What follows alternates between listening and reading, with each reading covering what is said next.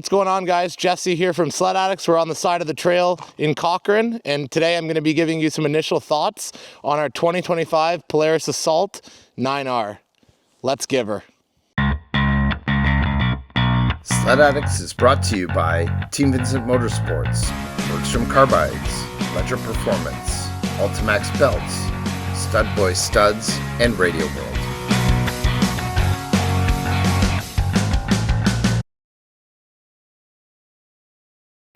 So one of the first things I noticed riding this 9R is that it actually revs a little bit higher than the 850s we had before. So obviously for me, I'm comparing it to my 850 VR1, the 2022 that we had.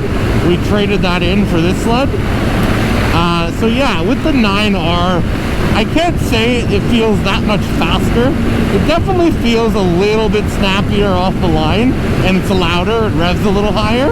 But in terms of actual overall power, I haven't noticed much of a difference. Granted, I only have just over 400 kilometers on this sled, so it's possible it's not done braking and it's going to open up a little bit more. But I can't comment on that because I haven't gotten to that point yet.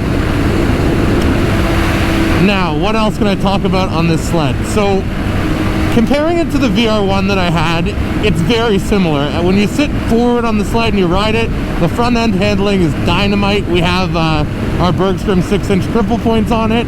Those work great. The sled goes exactly where you point it. Has super light steering, which is exactly what we want. And that's dialed in. And we've been saying for years it's better than the skidoo sleds. We find that our skidoo front ends are a little bit nervous, especially in the corners. They'll lift the ski more often than we've seen on this Polaris. Now, skidoo does have that new Raz RX and the Pilot RX skis, but so far we haven't noticed a huge difference in terms of the handling on our skidoos.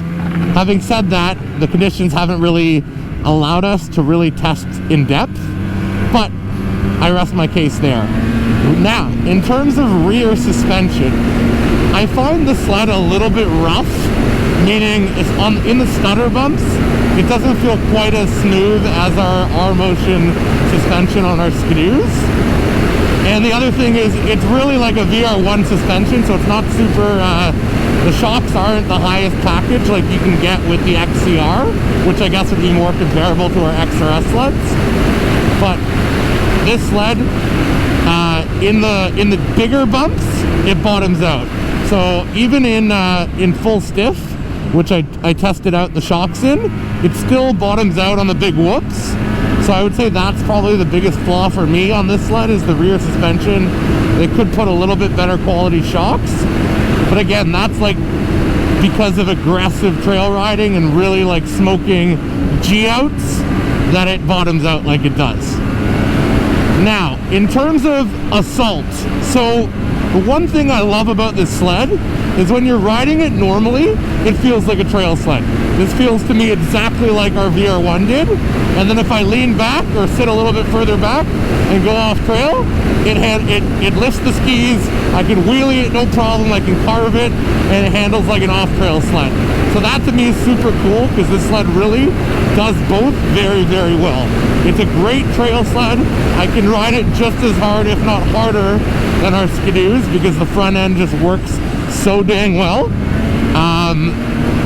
And then I can take it off trail and take it to places that I couldn't take a regular trail sled. So here's an example. Right now we're on some stutter bumps, and it's a little rough. It doesn't soak up the stutter bumps quite like the R-Motion suspension. So in terms of fuel economy, I was actually a little bit disappointed. The first 100 kilometers we took this sled out and our skidoo 850 turbo competition package, and in 100 kilometers this sled burnt 26 liters and the skidoo burnt 19, so that was quite a big difference. I don't know if that's just a factor of braking. Of course, on braking I'll burn a little bit more, but that's a lot of fuel. I used almost 70% of my tank in 100 kilometers.